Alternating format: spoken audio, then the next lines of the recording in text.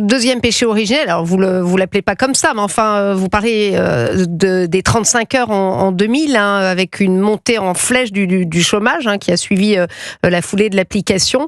Mais finalement, la droite ne détricote pas. Non. Alors, la droite ne détricote pas. D'abord, la gauche considère que c'est une réforme civilisationnelle. Et je raconte dans ce livre, moi j'étais industriel à l'époque, dans un département qui était un département d'industrie, et je dirigeais une PME de quelques centaines de salariés. Et puis on se réunit un jour avec les parlementaires socialistes de la région qui nous expliquent qu'on a une chance immense qui est de participer à cette réforme civilisationnelle. Alors on leur explique que évidemment nos coûts de production vont augmenter. C'était dans l'est de la France, il y avait la frontière avec l'Allemagne et la Belgique. Je leur explique moi de mon côté que nos coûts de production, enfin le modèle économique va se dégrader, et on parlait pas le même langage. Et j'en veux à la droite d'une certaine façon, qui pense souvent à gauche en France. Oui, la ça droite vous l'expliquez pense aussi. À gauche dans le domaine par économique. l'acheter, vous dites souvent. Par l'acheter, c'est vrai. Et alors Nicolas Sarkozy avait fait campagne sur le thème de la réforme des 35 heures, l'abolition des 35 heures. Mais alors pourquoi il les a pas abolis ? Parce que, alors, j'ai rencontré Franck Louvrier, qui était à l'époque son directeur de la communication, qui m'a expliqué, quand on est arrivé, les branches professionnelles s'étaient organisées, les patrons bénéficiaient de l'annualisation du temps de travail, et finalement, c'était très compliqué. Donc, à chaque fois, la droite trouve de bonnes excuses pour maintenir finalement des réformes de gauche qu'elle a condamnées, mais qu'elle ne change pas. Vous dites d'ailleurs, les idées libérales s'imposent partout dans le monde, sauf en France, où la gauche a bel et bien gagné la bataille culturelle, et vous dites, elle a contaminé la droite. Oui, alors, elle a contaminé la droite. Ça se sent en ce moment, ça se vit. Ça se vit en ce moment. Oui. C'est le cas cette semaine, par exemple. Oui, justement. Alors, je sais pas si on vous peut tombez dire. bien. Je sais pas si on peut dire que Sébastien Lecornu est un homme de droite. Ça ne veut plus dire grand-chose aujourd'hui, mais enfin, il est dans un gouvernement dans lequel il y a en tout cas des idées de droite, et notamment des idées de réforme. Pourquoi la réforme ? D'ailleurs, pas pour le plaisir de faire la réforme, mais pour consolider l'économie française, et puis sortir de la période de crise dans laquelle on est engagé. Moi, je pense qu'il y a un autre argument. Alors, je sais qu'il déplaît beaucoup, mais je vais malgré tout vous le donner. La droite française est gaulliste. Et quand on en vient aux origines, le gaullisme est un travaillisme. C'est absolument pas un jugement de valeur, c'est pas ni péjoratif ni condescendant, mais le général de Gaulle pensait l'État comme un agent économique dominant. Dans son discours d'Oxford en 1942, il a des mots qui sont ceux qu'utilisera un peu plus tard Maurice Thorez et les communistes, donc au Front populaire, pour dire que il faut réformer le code du travail, qu'il faut créer des comités d'entreprise, qu'il faut améliorer la condition ouvrière. Tout ça est très bien, mais vous avez une droite qui est très étatiste, et les circonstances historiques de la libération, d'ailleurs, conduisent à la nationalisation massive des grandes entreprises françaises qui ont collaboré avec l'ennemi. Donc on les nationalise pour laver l'affront, d'une certaine façon. Et on a eu, pendant toute la deuxième partie du XXe siècle, une politique très étatiste autour de champions nationaux, des monopoles, dans la plupart des cas. Et c'est vrai que la droite, alors on parlait de droite sociale à l'époque, c'était pour dire quand même, d'une certaine façon, que la droite pensait à gauche. Oui. Et d'ailleurs, il y a des grands chapitres sur la taxation des riches. Ça, j'aimerais vraiment vous écouter là-dessus, puisque c'est encore l'un des grands débats qui nous anime aujourd'hui. Enfin, ça fait des années, mais on ne s'en sort pas. Vous dites, c'est vraiment la tentation de la facilité. Vous expliquez, vous, qu'un impôt efficace est un impôt avec une assiette large et un taux faiblement progressif, et qu'on fait en fait l'inverse en France. Vous rappelez que 43% des Français paient l'impôt, et le taux est à presque 50% pour les revenus supérieurs. Que répondez-vous à l'accusation qu'on entend régulièrement et partout, que proportionnellement, les riches paient moins d'impôts que les classes moyennes ? Ça, c'est intéressant, parce que c'est vraiment ce qui nous anime aujourd'hui. Les chiffres, c'est le juge de paix dans ce domaine.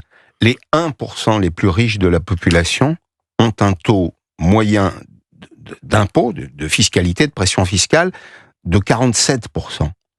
Est-ce que vous considérez que quand l'État vous prend 47% de ce que vous avez gagné, il vous fait un cadeau ? Moi, je trouve que c'est déjà beaucoup quand même, 47%. Alors, on me dira, oui, mais il y a les hyper riches. Bon, très bien, les hyper riches, il y a une confusion dans la plupart des cas entre la fortune personnelle et la fortune professionnelle. Oui. Ça, c'est la taxe Zuckman, c'est effectivement. Bernard Arnault, c'est quelques autres. Ce sont ces grandes entreprises françaises, d'ailleurs, qui ne font plus d'affaires en France, mais qui les font à l'étranger. Heureusement, d'ailleurs. C'est ce qui entretient la bonne santé du CAC 40. Et ce sont des entrepreneurs qui réinvestissent. D'abord, souvent, ce ne sont pas des héritiers. Bernard Arnault n'a hérité de personne. L'héritage aussi, c'est un chapitre. Il a créé... Non, mais ils sont quelques-uns comme ça. Si vous voulez, prenez les boîtes du CAC 40 et vous allez voir que dans la plupart des cas, les chefs d'entreprise sont partis de rien ou de presque rien. Ils ont eu les bonnes intuitions au bon moment, ils ont créé des empires, c'est vrai, profité de la dynamique de l'économie du monde, et ce sont souvent des gens qui payent beaucoup plus d'impôts en France qu'ils ne réalisent de chiffre d'affaires. Donc vous dites c'est faux, cette petite musique qui dit en gros les plus riches, c'est ce qu'on entend Véronique Jacquier en permanence, c'est ce que met en avant les socialistes pour aller taxer les plus grandes fortunes, hein. Oui, tout à fait, mais parce qu'on a justement une droite qui pense à gauche et qui n'ose pas d'ailleurs agir véritablement comme une droite libérale. Hein. Le libéralisme en France, c'est un gros mot quand même. Hein. Pascal Perry, moi je voudrais peut-être que vous nous éclairiez sur la notion de souveraineté, parce que quand on voit qu'on acte la désindustrialisation, quand on voit finalement qu'on acte sous Mitterrand la retraite à 60 ans, quand on voit qu'on choisit volontairement un modèle de société complètement hédoniste avec un ministère du temps libre. Est-ce qu'à un moment, un président de la République, quand même, sérieusement, s'est dit non mais là, non seulement on va dans le mur, parce que forcément, c'est nos enfants qui payeront l'addition, mais en plus, on perd la maîtrise de notre destin national. Est-ce que cette question de la souveraineté, dans votre livre, elle a été évoquée ? Moi, je l'évoque assez largement, souvent pour regretter d'ailleurs les abandons de souveraineté dans le domaine de l'industrie, dans le domaine du travail. Enfin, écoutez, un peu de bon sens, inutile d'avoir fait de très longues études d'économie pour comprendre que la quantité de travail et la qualité de travail produisent de la richesse. Un pays qui est très endetté, vous savez, John Adams, le deuxième président américain, disait il y a deux façons de vaincre un pays, c'est par la guerre ou par la dette. Et en réalité, c'est vrai. La dette est une espèce de boulet que nous traînons aujourd'hui, qui nous empêche d'investir sur les secteurs d'avenir. Et comme en France... Pascal, je vous arrête là, justement, la dette, on va s'y arrêter, parce que vous dites c'est 50 ans de l'acheter à gauche comme à droite. On en parle dans quelques instants, juste après la pub. Et toujours en compagnie de mes débatteurs de la première heure, Véronique Jacquier, Michel Fayad, et de mon invité, Pascal Perry, pour son livre « Ces présidents qui nous ont fait tant de mal » aux éditions Plomb. On parle depuis tout à l'heure de la dette, de cette situation, et comment on en est arrivé là. Justement, on a entendu Maëlle Laurent dans son journal nous rappeler que l'agence de notation Standard & Poor's avait abaissé la note de la France, évidemment, en indiquant une incertitude élevée sur les finances publiques. Du coup, le ministre de l'économie, Roland Lescure, dit que c'est un appel à la lucidité, à la responsabilité. Enfin, ça fait 50 ans qu'on l'attend, la responsabilité. Vous le soulignez dans votre livre, 50 ans de lâcheté face à la dette, à part peut-être le tandem Breton-Copé, qui apparaissent comme des page enchantée, vous dites. C'est vrai, dans le domaine de la tenue des finances publiques, Thierry Breton, Jean-François Copé ont une politique d'assainissement des finances publiques, d'économie, économie mesurée, dans laquelle d'ailleurs chacun y trouve son profit. Vous savez, ils sont les utilisent seuls. Une technique simple, et ils demandent aux administrations de faire des efforts budgétaires, et la promesse, c'est de leur rendre la moitié de l'effort budgétaire consenti. Eh ben, ça marche, figurez-vous. Alors, quand on donne une récompense, vous voyez, et quand on travaille en bonne intelligence, on peut obtenir des résultats. Mais tout ça pour vous dire, Stéphanie, que finalement, ce qui nous arrive, on l'a cherché. Ça n'est pas le fait du hasard. Confrontés aux mêmes difficultés, les pays, nos voisins, les pays de la zone euro, ont réagi différemment. Nous sommes depuis longtemps la société des guichets. C'est-à-dire qu'on distribue un peu partout. Et, alors moins de travail, plus de guichets. On dit qu'il y a, c'est ça, on dit qu'il y a en France un chien derrière chaque niche fiscale ou sociale. Bon, je dirais qu'il y a un chenil. Parce que à chaque fois qu'on demande un effort aux uns ou aux autres, les uns et les autres trouvent toujours de bonnes raisons pour ne pas faire cet effort. Et là, nous approchons, c'est un peu ce que j'entends, là, quand j'entends votre journal, on approche du mur quand même. Ah oui. C'est-à-dire que l'ajustement peut venir de l'extérieur. Et il faut se rappeler qu'à chaque fois que l'ajustement vient de l'extérieur, Portugal, Espagne, Grèce, avec la Troïka, la Banque Centrale Européenne, le FMI, l'Union Européenne, le traitement est douloureux. Eh ben oui. Et donc, il faudrait se réveiller. Vous pensez qu'on va en arriver là ? Je pense qu'on en arrivera là, oui. Michel Fayad. Oui, moi j'avais une question un peu sur justement le système de retraite dont vous parliez tout à l'heure, sur, vous savez, la pyramide des âges que vous avez citée pour Mitterrand. Emmanuel Macron l'avait comparé au début de son mandat à une pyramide de Ponzi, puis il l'a un peu oublié. Qu'est-ce que vous en pensez ? Je pense que la retraite, c'est tout simple, en fait, puisqu'on a un modèle par répartition, un modèle de solidarité intergénérationnelle. Ceux qui travaillent aujourd'hui payent pour ceux qui sont à la retraite. C'est utile de le rappeler parce que j'entends souvent la réflexion, mais j'ai cotisé, j'y ai droit. Mais non, ça c'est un système par capitalisation. Quand vous cotisez et que vous stockez du capital, c'est le modèle par capitalisation. Et donc, pour en revenir à votre question, Michel, oui, il y a 3 piliers en fait. Il y a la démographie, c'est essentiel. C'est-à-dire qu'il faut qu'il y ait suffisamment de cotisants par rapport au nombre de gens qui sont inactifs, retraités, on est à quoi, 1,7 actifs pour un retraité ? Oui, enfin, dans certains secteurs de l'administration, on est en dessous des 1.